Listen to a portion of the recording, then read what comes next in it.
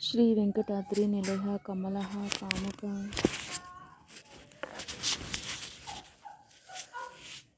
శ్రీ వెంకటాద్రి నిలయ కమల కాముక కాముకః పుమాన్ అభంగుర విభూతిర్నాస్తరంగయతు మంగళం శ్రీ వెంకటాచలాధీశం శ్రేయాధ్యాసిత వక్షసం శ్రీతాచేతన మందారం శ్రీనివాసమహం భజే అఖిల భువన జన్మస్థేమ భంగాది లేలే వినత వివిధ భూత వ్రాత రక్షైక దీక్షే శృతి శిరసి విదేప్తే బ్రాహ్మణి శ్రీనివాసే భవతు మమ పరిష్మిన్ సేయుషి భక్తి రూపా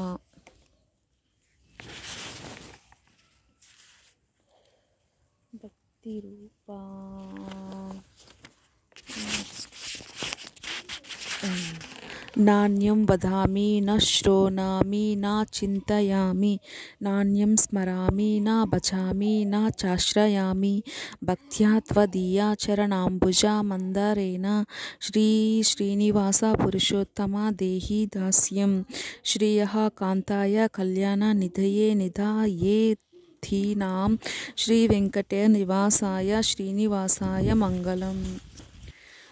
శ్రీనివాసుని దివ్య కథ. వెంకటాద్రి సమం స్థానం బ్రహ్మాండే నాస్తి కించన వెంకటేశ సమో దేవో న భూతో న భవిష్యతి. దివ్యక్షేత్రమైన తిరుపతి వైభవం కనులారా దర్శించిన ప్రతి ఒక్కరూ వెంకటాచలంతో సమానమైన పుణ్యక్షేత్రం లేదని, వెంకటేశ్వరంతో సమానమైన దైవం ఇంతవరకు లేడు, ఇక ముందు ఉండబోడని, ఇది అక్షరాల నిజమని అంగీకరిస్తారు. అఖండ భరత భూమండలంలో ఎన్నో పుణ్యక్షేత్రాలు ఉన్నాయి. ఎందరెందరో వేల్పులున్నారు.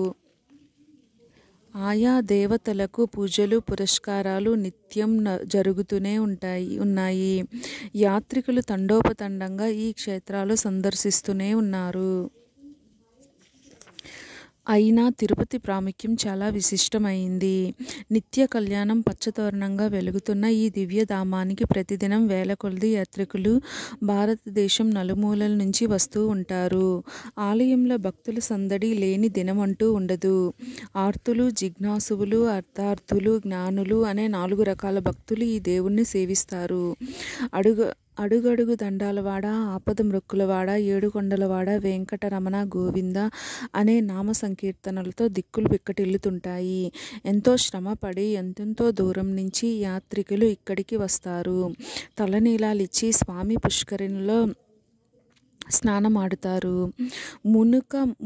మునుకకు జన్మజన్మల కలుషాలు కరిగిపోతున్నట్లు భావిస్తారు. నుదుట తిరుచూర్ణం ధరించి కొత్త రూపం సంతరించుకుంటాడు. స్వామి సందర్శనం కోసం బారులు తీరి ఓపికతో వేచి ఉంటారు.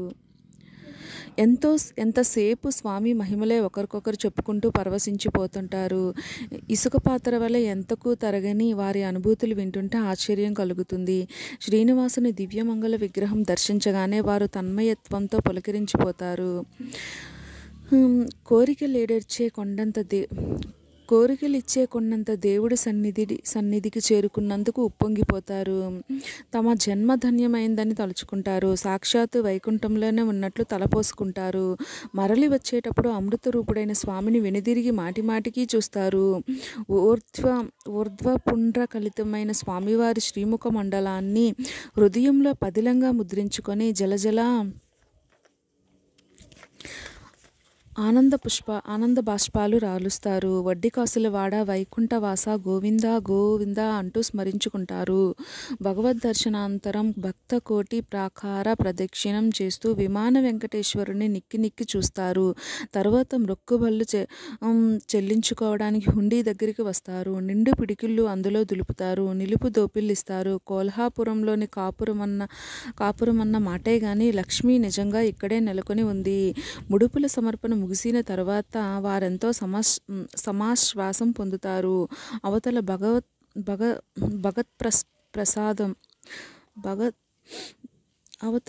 భగవత్ ప్రసాదం రెండు చేతులతో స్వీకరిస్తారు. విడవలేక ఎలాగో స్వామిని విడిచి వెళుతారు. ఇది ఆనాటి నుండి ఈనాటి వరకు అనుదినం జరుగుతున్న సత్యమైన కథ కాని కథ. శ్రీ వెంకటాచలం వేదకాలం నుంచి పరమ పావన క్షేత్రంగా ప్రఖ్యాతిగాంచిన దివ్యస్థలం. స్వామి పుష్కరిణితో పాటు గోగర్భం, ఆకాశగంగా, పాప వినాశనం, కుమారధార, తుంబుర తీర్థం మొదలైన అనేక పవిత్ర తీర్థాలకు ఇది నిలయము. ఎందరో మహర్షులు ఈ కొండలో తపస్సు చేసి ముక్తిని పొందారు. ఎందరో భక్తులు ఈ దేవదేవుణ్ణి సేవించి తరించారు. ఎందరో రాజులు ఈ స్వామికి పలు విధాల కైంకర్యాలు చేసి కృతార్థులైనారు. కలియుగం ప్రారంభం కాకమునిపే పరమాత్ముడి జీవకోటిని ఉద్ధరించడానికే ఈ కొండ మీద నెలకొన్నట్లు పురాణాలు ఘోషిస్తున్నాయి. ఆల్వారులు, భక్త కవులు శ్రీనివాసుడి మహిమలు వేనోళ్ళ కొనియాడారు. ఈ కొండలో చెట్టై పుట్టడం కంటే రాయై పడి ఉండడం కంటే మరో సుకృతం లేదని మహాభక్తులు ఒగ్గడించారు. వేల కొద్ది సంవత్సరాలు గడుస్తున్నా ప్రపంచ చరిత్రలో ఎన్నో వింత మార్పులు పొడసూపుతున్న శ్రీ వెంకటాచల ప్రాశస్త్యం, శ్రీ వెంకటేశ్వరుని వైభవం పూటకు పెరుగుతున్నవే గాని తరగడం లేదు. ఇదంతా శ్రీనివాసుని దివ్యలీల. అందుకే భక్తాగ్రేసరుడు, పద కవిత పితామహుడు అయిన అన్నమయ్య తిరుమలనిలా కీర్తించాడు. కట్టెదొర వైకుంఠము కానా చైనకొండ, తట్టియేల మహిమలే తిరుమల కొండ, వేదములే శిలలై వెలసినిది కొండ, ఎదిస పుణ్యరాసులే ఎరులైనది కొండ, గాదిలి బ్రహ్మాది లోకముల కోనల కొండ, శ్రీదేవుడుండేటి శేషాద్రి ఈ కొండ, సర్వదేవతలు మృగజాతులై సంచరించే కొండ, నిర్వహించి జలదులే నిట్ట చరులైన కొండ, ఉర్వి తపస్సులే తరుపులై నిలిచిన కొండ, పూర్వపు డంజనాద్రి ఈ పొడవాటి కొండ, కట్టెదుర వైకుంఠము కానా చైన కొండ, తట్టెలాయే మహిమలే తిరుమల కొండ, వరములు కొటారుగా వక్క నుంచి పెంచే కొండ, పరుగు లక్ష్మీకాంతు శోభనపు కొండ, కురిసి సంపదలెల్ల గుహల నిండిన కొండ, విరివైన దిదువో శ్రీ వెంకటపు కొండ, శిరులకు నెలవైన శ్రీ శేషగిరిలో నిత్య నివాస రసికుడైన శ్రీనివాసుని దివ్య చరిత్రను పురాణాలు ఎలా వర్ణించాయో చెప్పుకుందాం. పూర్వం మునులందరూ ఒకచోట సమావేశమై శ్రీ వెంకటేశ్వరుని వైభవం వర్ణింపమని సూతుణ్ణి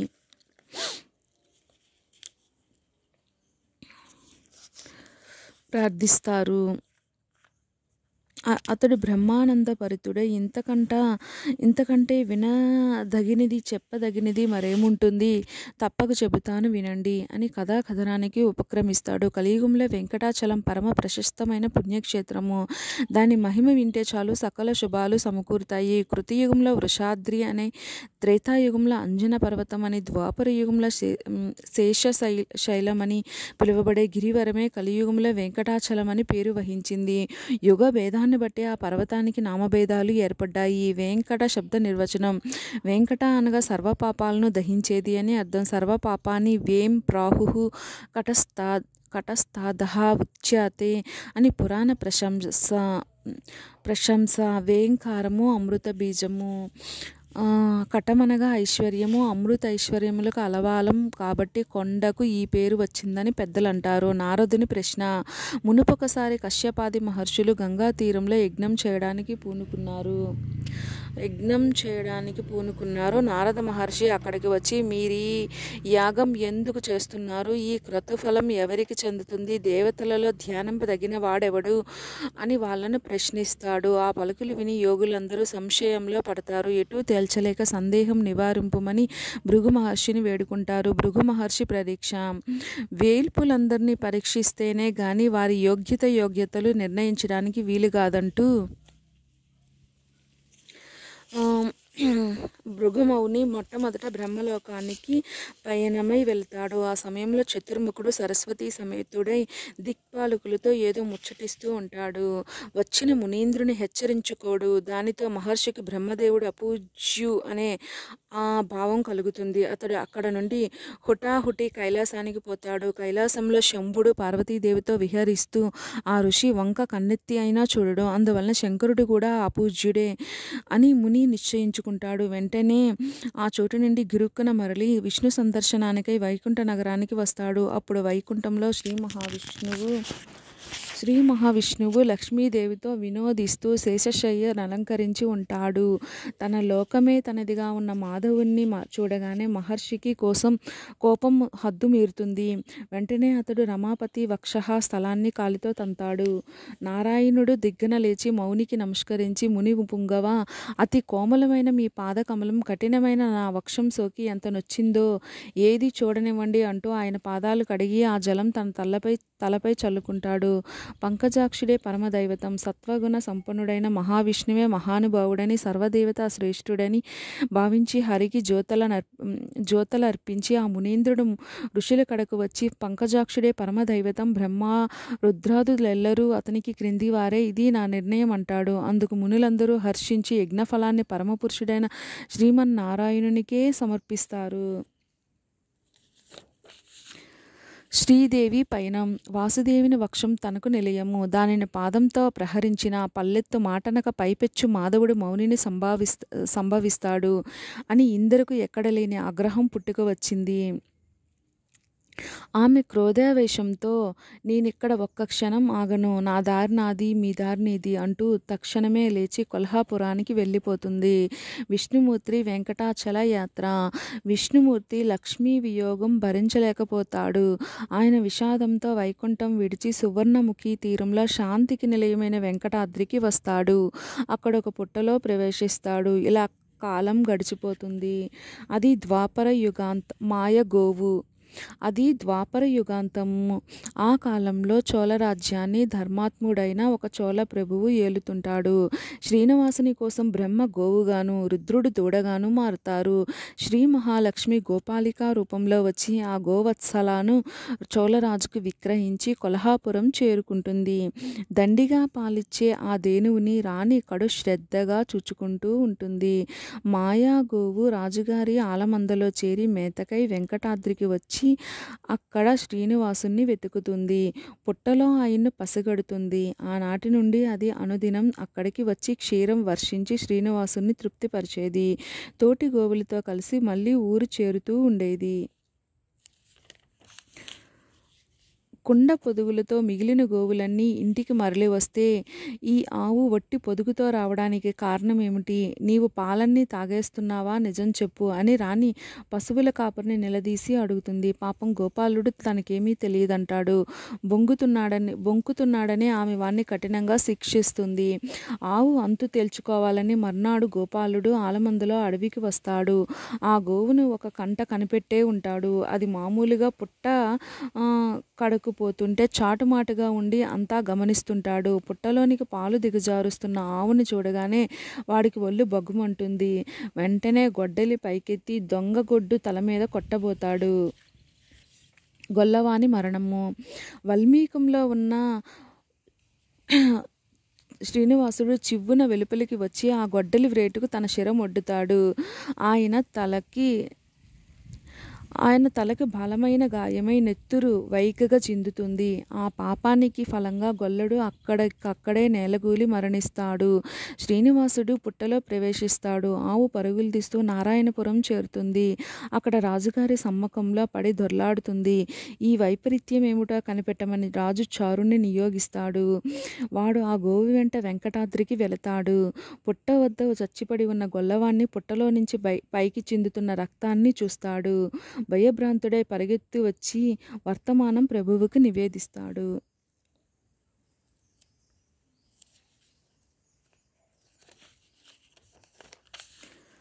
వెంకటేశ్వరుని శాపం. భూపాలుడు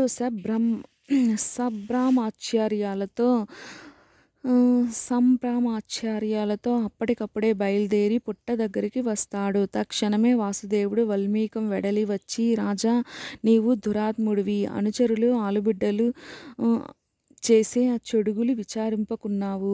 యజమానుడు విచారహీనుడైతే దారాపుత్రాదులు చేసిన దుష్కర్మ ఫలం అతన్ని అంటకమానదు. నీ మూలంగా నాకు దుఃఖం కలిగింది కనుక పిశాచం కమ్మని శపిస్తాడు.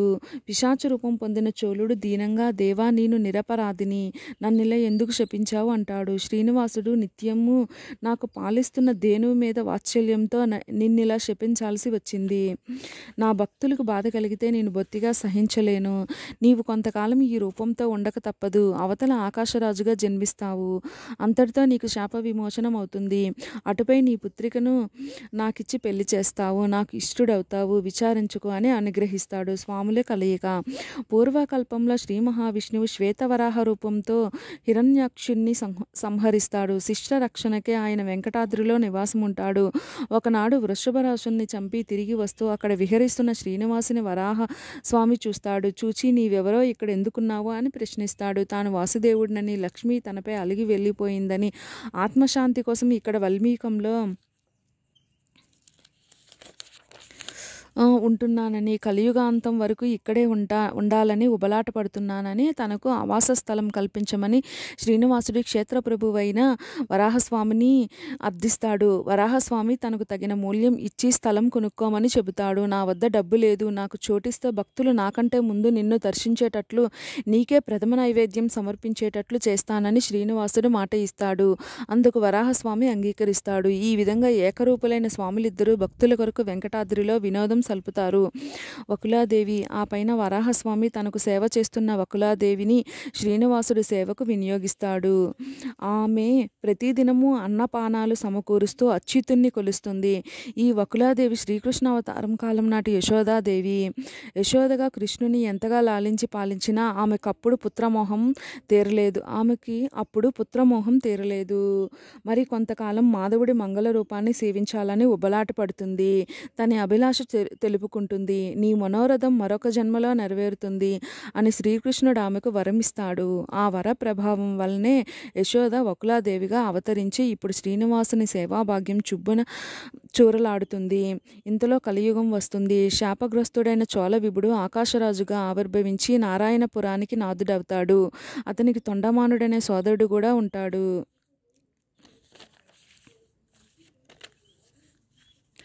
ఆకాశరాజుకు బహుకాలం సంతానం లేదు.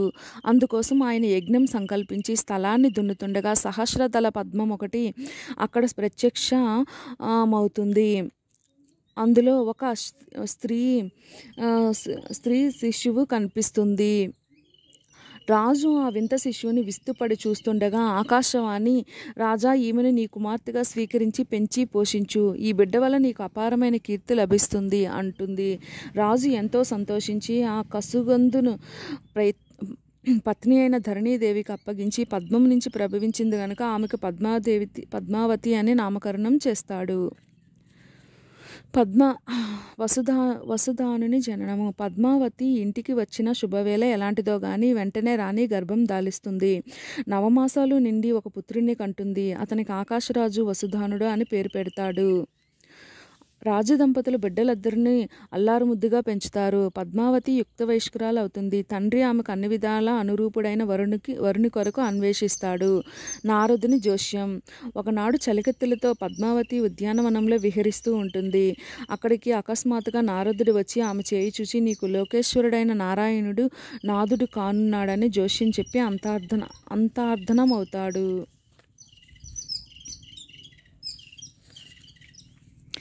పద్మావతి శ్రీనివాసుల సమాగమం. ఆనాడే శ్రీనివాసుడు గుర్రమెక్కి కిరాత వేషంతో వెంకటాద్రి నుండి వేటకు బయలుదేరుతాడు. ఒక మదపు టేనుగును తరుముకుంటూ వస్తాడు. అలా వచ్చి పద్మావతి తన సుఖాలతో విహరిస్తున్న ప్రమదవనంలో ప్రవేశిస్తాడు. పద్మావతి శ్రీనివాసులు పరస్పరం చూసుకుంటారు. వెంటనే చెలికత్తెలు, అయ్యా, నీవెవరు, ఇక్కడికెందుకు వచ్చావు? ఇది పురుషులు రాకూడని ప్రదేశం, సత్వరంగా వెళ్ళు అని హెచ్చరిస్తారు. నేను మీ రాజపుత్రి కొరకే వచ్చాను, నాకు ఆమెతో పని ఉంది అంటాడు శ్రీనివాసుడు. ఏమిటా పని? అసలు నీవెవరు? నీ పేరేమి? ఊరేమి? కులగోత్రాలేమిటి? నీ తల్లిదండ్రులు ఎవరు అని వారు గద్దిస్తారు. చెబుతుంది కదా, మీ రాకుమార్తెతో నాకు పని ఉందని, నేను ఆమెతోనే మాట్లాడాలి అంటూ శ్రీనివాసుడు పద్మావతిని చూచి, మాది చంద్రవంశం, నన్ను కృష్ణుడు అంటారు, నా జననీ జనకులు దేవకీ వసుదేవులు, మరి నీ కులగోత్రాలు ఏమిటో వినవచ్చా అంటాడు. అందుకు పద్మావతి, నేను ఆకాశరాజు పుత్రిని, నా పేరు పద్మావతి, వివరాలు చాలనా, ఇక మీరు దయచేసి చేయవచ్చు అంటుంది. సకులు కిలకిలా నవ్వుతారు. అంతటా శ్రీనివాసుడే, పద్మ, ఆ మాటలే కాస్త మెల్లగా మృదువుగా రానిరాదా? నిన్ను చూడగానే నా మనసు ఏమేమో అవుతున్నది. నాతో ఇంత నిష్ఠూరంగా పలకదగునా? నేను నీ వాడినే కదా, నన్ను పతిగా స్వీకరించు అంటాడు. రాకుమారికి కోపంతో కండ్లు ఎరుపెక్కుతాయి. నన్ను అనరాని మాటలు అంటున్నావు. మా జనకుడు చూస్తే నిన్ను ప్రాణాలతో విడిచిపెట్టడు. బతుకు మీద ఆశ ఉంటే ఇక్కడి నుండి వెంటనే వెళ్ళిపో అని హెచ్చరిక చేస్తుంది. మీ తండ్రి నన్ను శిక్షించడానికి నేను చేసిన నేరమేమిటి? నీవు కన్యవు, నేను వరించడం తప్ప అంటూ శ్రీనివాసుడు ఆమెను సమీపిస్తాడు. పద్మ కోపోద్రేకంతో అతడి నుండి రివ్వున కదిలి వెళ్తుంది. శ్రీనివాసుని విరహం. శ్రీనివాసుడు నిజ నివాసానికి మరలి వచ్చి చింతతో సెజ్జపై మేను చెరుస్తాడు. వకులాదేవి వచ్చి కన్నీరు కారుస్తున్న శ్రీనివాసుని చూచి కలవలపడి కారణం అడుగుతుంది. అతడు తాను వేటకై వెళ్ళి ఒక ఉద్యానవనంలో పద్మావతి అనే కన్యను చూచానని, ఆమెను తనదానిగా చేసుకోవాలని, అలా జరగకపోతే తాను జీవించలేనని చెప్పివేస్తాడు. అందుకు వకులాదేవి సంభ్రమంతో ఆ కన్య తండ్రి ఎవరు, నివాసం ఎక్కడా అని అడుగుతుంది. వేదవతి వృత్తాంతము. శ్రీ వెంకటేశ్వరుడు ఆమె నారాయణపురం పాలించే ఆకాశరాజ కూతురు. త్రేతాయుగంలో ఆమె వేదవతి. రావణాసురుడు సీత అపహరించక వెళ్ళడానికి వచ్చినప్పుడు అగ్నిదేవుడు జానకిని రక్షించడానికే ఆమెకు బదులుగా వేదవతిని పర్ణశాలలో ఉంచాడు. సీతారూపంలో ఉన్న వేదవతినే దశకంఠుడు లంకకు ఎత్తుకుపోయాడు. రావణ సంహార అనంతరం సీతను అగ్ని ప్రవేశం చేయమని నేను ఆదేశించినప్పుడు అగ్నిలోంచి మరొక సీత వెలువడింది. రెండవ ఆమె ఎవరని నేను మైథిలిని ప్రశ్నించాను. ఆమె వేదవతి. నా కొరకే లంకలో పడరాని బాధలు పడింది. నాతో పాటు మీరు ఈమెను ధర్మపత్నిగా స్వీకరించండి అని జానకి అని అన్నప్పుడు వేడుకున్నది.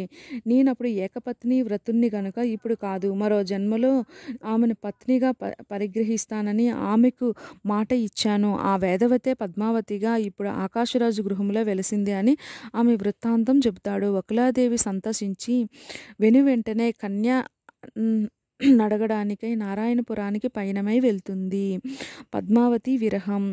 అక్కడ పద్మావతి కిరాత వేషంలో వచ్చిన మాధవుడిపై మరులుగుని అన్ని పానీయాలు విసర్జించి చింతతో చిక్కి సగమవుతుంది. చెలికత్తెలు ఉద్యానవనంలో జరిగిన సంగతి అంతా పూసగుచ్చినట్లు ఆమె తల్లిదండ్రులకు మనవి చేస్తారు. రాజదంపతులు ఆలోచన పడతారు. ఎరుకుల సాని గద్దె. ఇంతలో శ్రీనివాసుడు ఎరుకుల సాని వేషంలో ధరణీదేవి దగ్గరకు వస్తాడు. రాజపత్ని తన కుమార్తె పరిస్థితి మనసులో పెట్టుకుని గద్దె చెప్పమని ఎరుకుల సానిని కోరుతుంది. శ్రీ వెంకటేశ్వరుడు నీ కూతురు కిరాత వేషంలో వేటకై వచ్చిన శ్రీనివాసుని ఉద్యానవనంలో చూచి మోహించింది. ఆయనకీమెనిచ్చి పెండ్లి చేస్తే ఆమె బాధ తీరుతుంది. అలా జరగకపోతే వేదనతో ఆమె అసువులు వీడుతుంది. ఇప్పుడే శేషశైలం నుంచి ఒక వృద్ధురాలు పెండ్లి రాయభారానికై మీ చెంతకు వస్తుంది. మీరు సంశయపడక వెంటనే వివాహ నిర్ణయం చేయండి అని చెప్పి వెళ్ళిపోతాడు. ఎరుకల సాని అలా వెళ్ళగానే వకులాదేవి ధరణీదేవి దగ్గరికి వస్తుంది. తాను కన్యార్థమై వెంకటేద్రి నుండి వచ్చినానంటూ శ్రీనివాసుని కులగోత్ర నామ నక్షత్రాదులు వివరిస్తుంది. పెండ్లి ముహూర్తము. రాజదంపతులు ఆత్మజకు తగిన వరుడే లభించినందుకు ఆనందభరితులై బృహస్పతిలో సమాలోచించి వైశాఖ శుక్ల దశమి శుక్రవారం శ్రీనివాసుడికి పద్మావతినిచ్చి పరిణయం చేయడానికి లగ్నం పెట్టి శకుని ద్వారా శుభులాక తిరుమలకు పంపుతారు. ఈలోగా తన రాకకై ఎదురు చూస్తున్న వెంకటేశ్వరునితో వకులాదేవి తన కార్యం పండించుక వచ్చానని చెప్పి ఆనందపరుస్తుంది. ఆవల శుక సందేశం అందగా స్వామి పొంగిపోతాడు. దేవతల ఆగమనం. తరువాత వెంకటాచలపతి తన పరిణయోత్సవానికి బ్రహ్మ రుద్రాది దేవతాగణాన్ని ఆహ్వానిస్తాడు. వారందరూ శేషాచలానికి సపరివారంగా తరలివస్తారు. వచ్చిన వారిని అందరినీ వెంకటరమణమూర్తి ఆదరిస్తాడు. లక్ష్మీ లేని పెండ్లి కాదని గోవిందుడు కొల్హాపురం నుంచి శ్రీదేవిని రప్పిస్తాడు. ఆమె వెంకటాద్రికి వచ్చి తాను చెప్పిన వేదవతినే పరంధాముడు పరిణయం ఆడబోతున్నందుకు ఎంతో మురిసిపోతాడు. శ్రీలక్ష్మి శ్రీనివాసునికి మంగళ స్నానం చేయిస్తుంది. పార్వతి, సరస్వతి, సావిత్రి మున్నగు సువాసనులు శేషగిరి వాసుని సర్వలంకార శోభితుని గావిస్తారు. వశిష్ఠాది మహర్షులు పుణ్యహాకార్యాలు నిర్వహిస్తారు. అసలు తీరని అప్పు శ్రీయపతి అని తన కళ్యాణికి కుబేరుని వద్ద 14 లక్షల రామముద్రికలు అప్పుగా తీసుకుంటాడు. వడ్డీ చెల్లిస్తూ కలియుగాంతాన అతను తీరుస్తానంటాడు. ఈ పైకంతో ముకుందుడు ముక్కోటి దేవతలకు, అశేష ఋషి గణాలకు మురుష్టన్న సంతర్పణ చేస్తాడు. ఆ మరునాడు స్వామి సపరివారంగా నారాయణపురానికి బయలుదేరుతాడు. ఆకాశరాజు తన సోదరుడైన తొండమానునితో ఎదురేగి గంధ మాల్యాదులతో పూజించి వాసుదేవుడికి వస్త్రాభరణాలు సమర్పిస్తాడు. ఆ రాత్రి ఆకాశరాజు పతిత పావనుడైన పరమాత్ముని పరివారానికి భోజనాది సకల సౌకర్యాలు సమకూర్చి వాళ్ళనందరినీ సంతోషపెడతాడు. పద్మావతి శ్రీనివాసుల పరిణయము. మరునాటి సాయంకాలము వరపూజ జరుగుతుంది. ఆకాశరాజు మంగళవాద్య పురస్సరంగా శ్రీనివాసుని గజం మీద ఊరేగిస్తూ వివాహ మంటపానికి తోడుకొని వస్తాడు. అక్కడ తొండమానుడి భార్య స్వామికి కర్పూర నీరాజనం ఇస్తుంది. వరుడు రత్నపీఠం అధిష్ఠిస్తాడు. అనిమిషులు ఋషులు పరిణయోత్సవం తిలకించాలనే కుతూహలంతో కిక్కిరిసి కూర్చుంటారు. పురోహితుడు సంకల్పం చెబుతుండగా ఆకాశరాజు మధుపర్కం ఇచ్చి శ్రీనివాసుడి పాదాలు పన్నీటితో కడుగుతాడు. గంధ పుష్పాలతో అర్చిస్తాడు. ఇంతలో సుముహూర్తం సమీపిస్తుంది. శ్రీహరి పద్మావతి చేతికి కంకణం కడతాడు. దివ్య శంఖాలు, తిరుచిహ్నాలు, వేణు, వీణ, మృదంగాది వాద్యధ్వనులు మిన్నుమట్టుతుండగా సిగ్గు బరువున తలవంచి కూర్చున్న పద్మావతీదేవి కంఠంలో స్వామి మంగళసూత్రం ముడివేస్తాడు. పిమ్మట వధూవరుల ముత్యాల తలంబరాలు పోసుకుంటారు. తక్కిన పెండ్లి తతంగమంతా శాస్త్రోక్తంగా జరిగిపోతుంది. దేవతలు, ఋషులు ఆ దివ్య దంపతుల్ని ఆశీర్వదిస్తారు. ఆకాశరాజు అంగరంగ వైభవంగా పెళ్లి జరిపి అల్లుడికి కోటి నిష్కాలు, అనంతకోటి ఆభరణాలు కానుగ్గా ఇస్తాడు. పెళ్లికి వచ్చిన పిన్న పెద్దలను, బంధుమిత్రులను యథోచితంగా సత్కరిస్తాడు. ఆశ్రమ నివాసం. శ్రీనివాసుడు పద్మావతి సమేతంగా బ్రహ్మాది దేవతలతో వెంకటాద్రి పయనమవుతాడు. వివాహ దీక్ష వల్ల ఆయన 6 మాసాల వరకు కొండెక్కరాదు కనుక సువర్ణముఖి తీరంలోని అగస్త్యాశ్రమంలో అంతవరకు ఉండాలని నిశ్చయించుకుంటాడు. దేవతలు దేవదేవుడు వద్ద సెలవు పుచ్చుకొని నిజ నివాసాలకు మరలుతారు. మహాలక్ష్మి కొల్హాపురానికి మళ్ళీ వెళ్ళిపోతుంది. ఇలా ఉండగా ఆకాశరాజు మరణశయ్యలో ఉన్నాడన్న వార్త తెలిసి పద్మావతి శ్రీనివాసులు నారాయణపురానికి వెళతారు. అసువులు వీడనున్న ఆకాశరాజు ఆత్మజున్ని అనుజున్ని అల్లుడికి అప్పగించి నిశ్చితంగా కన్నుమూస్తారు. తండ్రి కొడుకుల పోరు. కొద్ది రోజుల్లోనే రాజ్య విషయమై వసుధానుడికి పినతండ్రి తొండమానుడికి మధ్య కలతలు ఏర్పడతాయి. ఉభయులు యుద్ధానికి సన్నద్ధులై సహాయం కొరకు శ్రీనివాసుని దగ్గరికి వస్తారు. పద్మావతి కోరిక ప్రకారం శ్రీపతి వసుధానుని పక్షం వహిస్తాడు. పరమభక్తుడైన తొండమానుడికి తోడ్పాటుగా తన శంఖ చక్రాలను ఇస్తాడు. తండ్రి కొడుకులను పోరు ఘోరంగా జరుగుతుంది. చివరకు అగస్త్య మహర్షి అభిమతాన్ని అనుసరించి శ్రీనివాసుడు కలుగజేసుకొని రాజ్యం వారిద్దరికీ చెరిసగం పంచి ఇచ్చి కయ్యం మనుపుతాడు.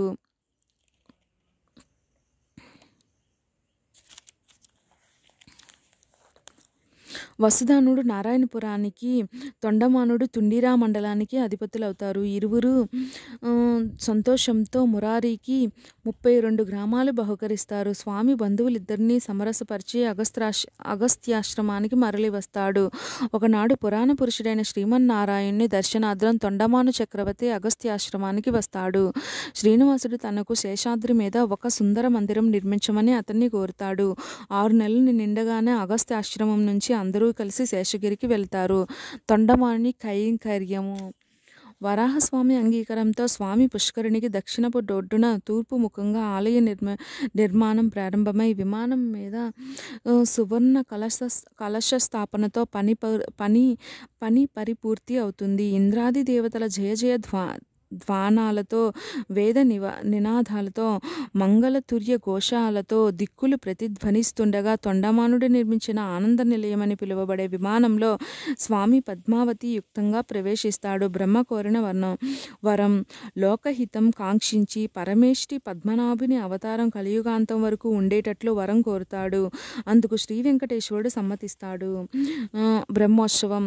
ధ్వజారోహణతో ఆరంభమైన రథారోహణతో అంతమయ్యేటట్లు ఉత్సవం తనకు జరిపించమని పరమాత్మ బ్రహ్మను ఆదేశిస్తాడు. విరించి విశ్వకర్మచే వివిధములైన వాహనాలు, ఛత్రాలు, చామరాలు, రథము నిర్మింపజేసి సకల వైభవాలతో స్వామికి తొలి ఉత్సవం నవాహినికముగా కన్యామాసంలో జరిపిస్తాడు. అర్చామూర్తి. శ్రీ వెంకటేశ్వరుడు ఆనాటి నుండి అర్చామూర్తిగా వెలుగొందుతున్నాడు. అతడు కలియుగంలో మౌనం వహించి ఉంటాడు. అంతా చూస్తూనే చూడని వాని మాదిరి కనబడతాడు. ఒక భాషణం తప్ప మిగిలిన గ్రహశక్తులన్నీ మునపటి వలనే ఆయనకుంటాయి. భక్తితో చేసిన స్వల్ప పూజ చేత, అల్ప దానం చేత ఆయన ప్రసన్నుడవుతాడు. తిరుమలకు యాత్ర చేయడం వల్లనే ప్రసన్నుడై భక్తుల కోరికలు ఈడేరుస్తాడు. తాను భగవంతుడైనప్పటికీ మానవ భోగాలను ప్రీతితో అనుభవిస్తాడు. కలియుగంలో దేవతలు కూడా స్వామి సేవకు వస్తారు. సర్వ పుణ్య తీర్థాలకు నిలయమైన స్వామి పుష్కరిణిలో స్నానమాడి శ్రీనివాసుని నివేదనలు సలుపుతారు. మనుష్యులకు గోచరింపకుండా వెంకటాచలపతి నివేదితాన్నాలను ఆరగిస్తాడు. శ్రీ వెంకటేశ్వరుడు కలిలో ధనార్జన పరుడవుతాడు. లోకానుగ్రహం కొరకే ఆయన ఇలా ప్రవర్తిస్తాడు. వక్షమును లక్ష్మిని దాల్చి వామహస్తమును కటియందుంచి కొని దక్షిణ హస్తంతో తన పాద పద్మాలను చూపుతూ ఆనంద నిలయంలో శ్రీనివాసుడు వేంచేసి ఉన్నాడు. అశేష భక్త జనానికి అభీష్టలు నెరవేరుస్తూ ఆనంద సంధాయకుడవుతున్నాడు అని ఈ విధంగా శ్రీ వెంకటేశ్వర దివ్య వైభవం సూతుడు ముని మండలికి వివరిస్తాడు. వారు పరమహర్షం పొంది సూతుని పలు విధాల ప్రశంసిస్తారు. శ్రీనివాసుని గూర్చిన ప్రశంస సంస్కృత పురాణాల్లోనే గాక ఆంధ్ర, తమిళాది దేశ భాషల్లో కూడా విపులంగా కనిపిస్తుంది. ఈయన గురించి ఎన్నో శతకాలు, కావ్యాలు, కథలు, కీర్తనలు వెలిశాయి. పురాణ యుగానికి చెందిన మహర్షులేగాక నవీన కాలంలో కూడా ఎందరో మహనీయులు శ్రీ వెంకటేశ్వరుని కొలిచి ధన్యులయ్యారు. తాళ్ళపాక అన్నమాచార్యులు, శ్రీకృష్ణదేవరాయలు, తరిగొండ వేంగమాంబ ఇటీవల మలయాళ స్వామి శ్రీనివాసుని కీర్తించి, నృతించి, భజించి తరించిన వారే. ఆశ్రిత మందారుడైన ఆ ప్రభుని అనుగ్రహానికి పాత్రులు కాని వారెవరు? వెంకటాద్రిని శ్రీనివాసునికి క్రీడాచలం, ఆయనకు వైకుంఠ విరక్తి కలిగించిన ఈ పర్వత మహిమ వర్ణనాతీతము. ఈ కొండ 100 కోట్ల ఏండ్ల నాటి ధని చారిత్రకుల నిర్ణయము. 7 కొండల మీద నెలకొన్న వేల్పు కాబట్టి ఈయన 7 కొండలవాడైనాడు. అంజనాద్రి, వృషభాద్రి, నీలాద్రి, శేషాద్రి, గరుడాద్రి, నారాయణాద్రి, వెంకటాద్రి అనేవి ఈ సప్తశైలాలు. తిరుపతి చేరడానికి అనేక ప్రయాణ సౌకర్యాలు అందుబాటులో ఉన్నాయి. తిరుపతికి వచ్చిన యాత్రికులు బస్సులతో, కాలినడకలతో తిరుమలకు చేరుతుంటారు. కొండపైకి చక్కని మెట్ల మార్గం ఎప్పటినుంచో ఉన్నది. దారి పొడుగునా స్వామి సన్నిధికి సాగిపోతున్నప్పుడు కలిగే ఆనందం అనుభవైక నైవేద్యము. యాత్రికులకు తిరుపతిలో కానీ తిరుమలలో కానీ ఉండడానికి మంచి వసతులు దేవస్థానం కల్పించి ఉంది. స్వామి సందర్శనానంతరం కొండ దిగిన యాత్రికులు తిరుపతిలో గోవిందరాజస్వామిని, కోదండరామస్వామిని, కపిలేశ్వర స్వామిని సేవిస్తారు. తిరుపతికి 3 మైళ్ళ దూరంలో ఉన్న తిరుచనూరు లేక అలమేల మంగాపురము వెళ్ళి భక్తులు శ్రీ పద్మావతీ దేవిని సందర్శిస్తారు. తిరుపతికి పశ్చిమంగా 7 మైళ్ళ దవ్వులో శ్రీనివాస మంగాపురం ఉంది. అక్కడ కళ్యాణ వెంకటేశ్వరుని భక్తులు పూజిస్తారు. 108 వైష్ణవ క్షేత్రాలు దివ్య తిరుపతిలోనే వ్యవహరింపబడుతున్నాయి. ఇటు తిరుమలాధీశుడు తెలుగు దేశంలో నెలకొని తెలుగువారి ఇలవేలుపై తెలుగువారి బ్రతుకులు పండించడం విశేషం. శ్రీ వెంకటేశ్వరుడు దేశం నలుమూలల నుంచి ఏడాది పొడుగునా లక్షలాది భక్తులను తన దివ్య సన్నిధికి ఆకర్షిస్తున్నాడు. కోట్ల కొలది ద్రవ్యాన్ని ఆర్జిస్తున్నాడు. పిలిచేవారికి పలికే దైవమే, కొలిచేవారికి కొంగు బంగారమే ఆయన నిత్య పూజలు అందుకుంటున్నాడు. భక్తులతో ఇహంలో భుక్తిని, పరంలో ముక్తిని ప్రసాదిస్తున్నాడు. 7 కొండల వాని చలువతో తిరుపతిలో విశ్వవిద్యాలయమే వెలిసింది. కలియుగ వైకుంఠంగా గణనకెక్కిన తిరుపతి ప్రపంచ ప్రసిద్ధ పవిత్ర క్షేత్రమేగాక ఈనాడు విఖ్యాతమైన విద్యా కేంద్రముగా కూడా వన్నె వహించింది. భగవంతుని ద్రవ్యంతో యాత్రికులకు సకల సౌకర్యాలు సమకూర్పబడుతున్నాయి. స్వామి ధనంతో ఎన్నో విద్యా సంస్థలు, వైద్యాలయాలు నడపబడుతున్నాయి. ఏటా వందలాది పవిత్ర గ్రంథాలు ప్రచురింపబడుతున్నాయి. ఆధ్యాత్మిక సభలు, భజనలు, హరికథలు, పురాణ ప్రవచనములు, సంగీత సభలు, సత్సంగాలు విరివిగా సాగుతున్నాయి. అనేక ధర్మ సంస్థలకు ఆర్థిక సహాయం అందింపబడుతున్నది. ఈ దేవుని విత్తంతో శిథిలావస్థలో ఉన్న దేవాలయాలు జీర్ణోద్ధారం పొందుతున్నాయి. ఎన్నో కళ్యాణ మండపాలు దేశం నలుమూలలా నిర్మింపబడుతున్నాయి. పలు భాషలలో వెలువడే మాస పత్రికల ద్వారా